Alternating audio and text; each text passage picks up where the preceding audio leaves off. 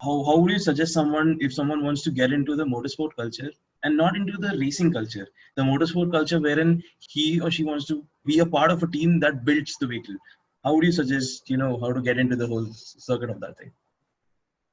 Okay, so basically, to get more opportunities for people who want to be in in the sport, like you said, not driving it, but then being at the Yeah, back of the definitely. scene, there needs to be more opportunities for racing itself. There needs to be Yeah, more of the sport. there has to be. There needs to be more cars. There needs to be more larger grid, and everything needs to happen at a larger scale. So for that, a lot of things have to happen. So it's an indirect thing. As much as I can advise a career path for people, this is something that has to happen from grassroots level, from the federation to a lot of things upwards. But answering your other point, where you asked about how somebody can get something, to be in motorsport, I would say it is to identify your interest first, because a lot of people come to us and they say, they want to be in racing, they want to join us, and they want to be an intern and all that. But then nobody understands the difficulty in it. Everybody thinks it's a cakewalk. They think, it's Yeah, yeah, flamboyant, definitely. that you're part of a racing team, and it's not much of a hassle and things like that. But then it's you need a hell of a lot of dedication, and I don't And the know working if hours are a lot always of too people. crazy. Yeah, I don't know if people are going to be that dedicated these days, because I've seen a ton of kids, who have promised a lot of things, but then they just don't deliver because they don't understand. They give up so easily because they think that it's like Formula One or MotoGP, where everything is so Yeah, this thing, and we are in a country where things are at a far lower level than what it is abroad. So for sure there is a lot that we need to catch up on, and the standards have to improve. The racing has to be a lot more, and for the economics of this to go up, so that everybody benefits. So people who are employed, people who are running the teams, people who are part of this, the whole scenario has to pick itself well. So you can't yeah. extract anything out when there's nothing coming in. So I think the thing is in basically identifying first to have the interest in you, and then try and hang around race weekends, come and see what's going on. First, understand what this is happening at our level in India, not looking at a Formula One pit and then thinking that, oh, that is how Yeah. things are here. No, It isn't that's the case. exactly not how it works. Yeah, I Yeah. completely So understand.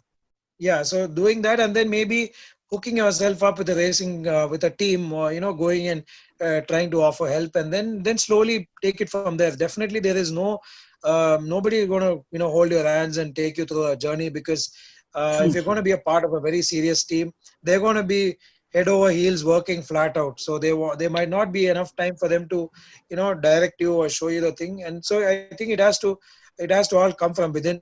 Is it safe? Is it safe to say that everyone can eventually approach a team and talk to them and show their interest and show that they're willing to work and dedicatedly work? Like, even you must be knowing in the college level right now, there are students working on Formula student teams and their Baha teams. So, Mhm. is there a huge intake of students from there as well? Uh, Sadly not. I'll be honest, because there are very few teams, and there are very few people that are in behind the scenes, because Yeah, everything true. is happening at a certain cost. And now I'll just quickly tell you, the whole the problem that we have with the Indian system, the recruitment system, is that now a student is graduating in a certain college, and is trying to get into motorsport, get into something where they want to have some fun. The first thing is that the typical stereotype society, where they want to see their children do a certain kind of a job Yeah, and then earn a certain amount of salary. So this whole stereotype, I think, ruins the whole picture, because if you want to be in motorsport, it's a hardcore route.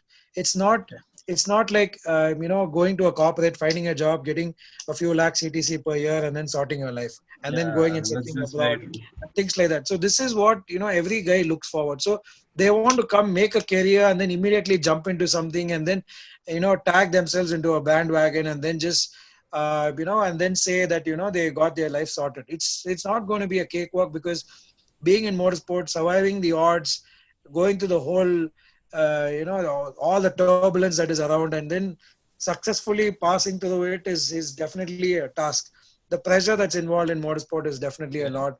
The pressure of being in a team, the pressure of doing your everyday tasks, and then looking at the way the Indian system works. Everybody first thing they would ask is, how much money are you making in this?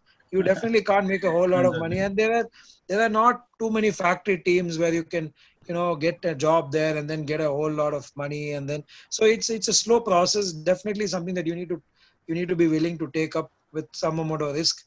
There are some people who got employed in Volkswagen and few teams, places like that, but there's not a whole lot of opportunity everywhere, because the maximum size of the sport itself is very little. If you Very look little. at it Yeah. from the larger perspective, the automobile business, the sector is quite large, but tuning and motorsport is nothing.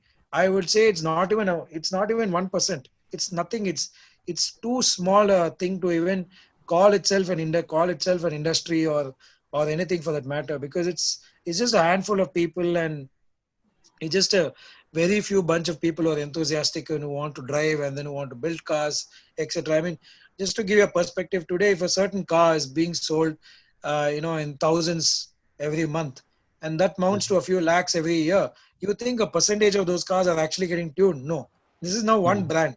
Now, if you look at it, across the cars, that all sorts of cars, all sorts of MPVs and SUVs, everything across the board, you see a few crore cars on the road every year, but you don't even see 1% of those cars getting tuned or anything happening to it. That's But it. you see the accessory business and everything else is doing well, because those things are like mostly need of the hour. They are things that people require for their comfort, or for their luxury or whatever. But then motorsport and tuning is considered like the last option, the least priority. So definitely, it is something that is currently at a very low scale.